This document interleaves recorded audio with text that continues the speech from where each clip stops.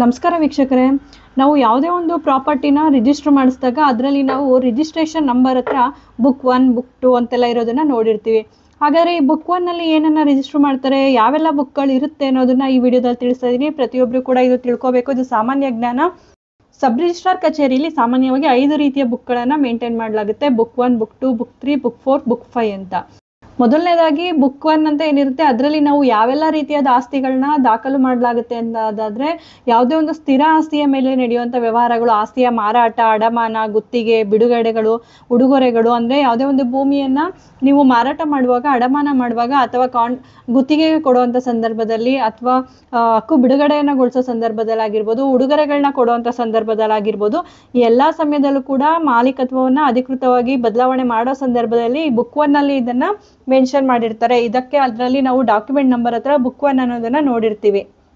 ಅದೇ ರೀತಿ ಬುಕ್ 2ನಲ್ಲಿ ಏನೆಲ್ಲ ಮಾಡ್ತಾರೆ ಅನ್ನೋದಾದ್ರೆ, ಬುಕ್ 2ನಲ್ಲಿ ತಿರಸ್ಕರಿಸಿದ ಅಥವಾ ನಿರಾಕರಿಸಿದ ದಾಖಲೆಗಳನ್ನ ಇದರಲ್ಲಿ ದಾಖಲು ಮಾಡಲಾಗುತ್ತೆ. ಅಂದ್ರೆ ಕೆಲವೊಂದು ಡಾಕ್ಯುಮೆಂಟ್ಗಳನ್ನ ನಾವು ರಿಜಿಸ್ಟ್ರೇಷನ್ ಮಾಡಬೇಕು ಅಂತ ಅಂದಾಗ ಅದನ್ನ ಮಾಡ್ಲಿಕ್ಕೆ ಬರೋದಿಲ್ಲ ಅಂತ ಹೇಳಿ ಬುಕ್ 2ನಲ್ಲಿ ಸ್ಪೆಸಿಫಿಕ್ ಆಗಿ ಯಾವ ಕಾರಣದಿಂದ ಈ ರೀತಿ ಮಾಡಲಾಗಿದೆ, ಈ ದಾಖಲೆಗಳನ್ನ ಏನಕ್ಕೆ ಸ್ವೀಕಾರ ಮಾಡಿಲ್ಲ ಅನ್ನೋದಕ್ಕೆ ಸಂಪೂರ್ಣವಾದ ಮಾಹಿತಿಯನ್ನ ಕೊಟ್ಟು ಬುಕ್ 2ನಲ್ಲಿ ಅವರು ತಿರಸ್ಕರಿಸಿದ ಅಥವಾ ನಿರಾಕರಿಸಿದ ದಾಖಲೆಗಳನ್ನ ರಿಜಿಸ್ಟರ್ ಮಾಡಿರ್ತಾರೆ.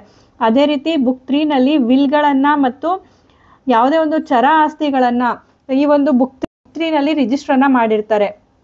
ಅಂದ್ರೆ ಕೆಲವೊಂದು ವಿಲ್ಗಳನ್ನ ಆಗಿರ್ಬೋದು, ದತ್ತುಪತ್ರಗಳನ್ನ ಆಗಿರ್ಬೋದು, ಅಥವಾ ಯಾವುದೇ ಒಂದು ಮೂವಬಲ್ ಪ್ರಾಪರ್ಟಿ ಆಗಿರ್ಬೋದು, ಯಾವುದೇ ಒಂದು ಅಧಿಕಾರವನ್ನ ಸ್ವೀಕಾರ ಮಾಡೋದಕ್ಕೆ ಸಂಬಂಧಪಟ್ಟಂತೆ ದಾಖಲಾತಿಗಳನ್ನ ರಿಜಿಸ್ಟರ್ ಮಾಡುವಂತ ಸಂದರ್ಭದಲ್ಲಾಗಿರ್ಬೋದು, ಈ ರೀತಿಯಾಗಿ ಇಂಥ ದಾಖಲಾತಿಗಳನ್ನ ಅವರು ಪುಸ್ತಕ 3ರಲ್ಲಿ ದಾಖಲನ್ನ ಮಾಡ್ಕೋತಾರೆ. ಅದೇ ರೀತಿ ಪುಸ್ತಕ 4ರಲ್ಲಿ ಐಚ್ಛಿಕ ಮತ್ತು ವಿವಿಧ ನೋಂದಣಿಗಳಿಗಾಗಿ ಈ ಒಂದು ಬುಕ್ 4ಅನ್ನ ಬಳಸಲಾಗುತ್ತೆ. ಅಂದ್ರೆ ಕೆಲವೊಂದು ದಾಖಲೆಗಳನ್ನ ನೋಂದಾಯಿಸಬೇಕಾ ಬೇಡವಾ ಎಂಬುದು ಕೆಲವರ ವಿವೇಚನೆಗೆ ಬಿಟ್ಟಿರುತ್ತೆ. ಅಂಥದಕ್ಕೆ ಸಂಬಂಧಪಟ್ಟಂತೆ ಕೆಲವೊಂದು ಪರ್ಟಿಕ್ಯುಲರ್ ಆಗಿರುವಂಥ ಕೆಲವು ಅಂಶಗಳನ್ನ, ಅಂದ್ರೆ ರಿಜಿಸ್ಟ್ರೇಷನ್ ಆಕ್ಟ್ 1908ರಲ್ಲಿ ಏನಿದೆ ಸೆಕ್ಷನ್ 18 ಕ್ಲಾಸ್ ಡಿ ಮತ್ತು ಎಫ್ ಅಲ್ಲಿ ಬರುವಂತ ಕೆಲವೊಂದು ಮಿಸಲೇನಿಯಸ್ ಡಾಕ್ಯುಮೆಂಟ್ಗಳನ್ನ ಈ ಒಂದು ಬುಕ್ 4ಅಲ್ಲಿ ಮೆನ್ಷನ್ ಮಾಡಲಾಗುತ್ತೆ. ಅದೇ ರೀತಿ ಪುಸ್ತಕ 5ರಲ್ಲಿ ಯಾವುದೇ ಒಂದು ವಿಲ್ಗಳ ಠೇವಣಿಗಳು, ಅಂದ್ರೆ ಕೆಲವೊಂದು ಏನ್ ಮಾಡಿರ್ತಾರೆ, ವಿಲ್ಗಳನ್ನ ಮಾಡಿರ್ತಾರೆ, ಅದು ತಾವು ಸತ್ತ ನಂತರ ಮಾತ್ರ ಕಾರ್ಯಾಚರಣೆಗೆ ಬರಬೇಕು ಅಂತೇಳಿ ಡೆಪಾಸಿಟ್ ಮಾಡುವಂಥದ್ದು.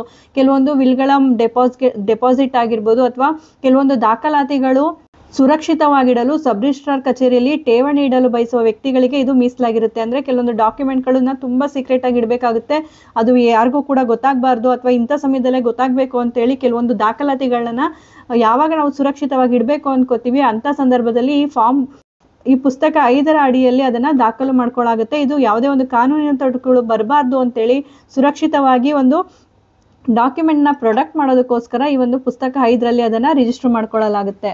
ಈ ಒಂದು ಮಾಹಿತಿ ಉಪಯುಕ್ತ ಆಗಿದೆ ಅಂತ ಭಾವಿಸ್ತೀನಿ. ಯಾರೆಲ್ಲ ಹೊಸದಾಗಿ ನಮ್ಮ ಚಾನಲ್ನ ನೋಡ್ತಾ ಇದ್ದೀರಾ ಸಬ್ಸ್ಕ್ರೈಬ್ ಮಾಡಿಕೊಂಡು ನೋಡಿ.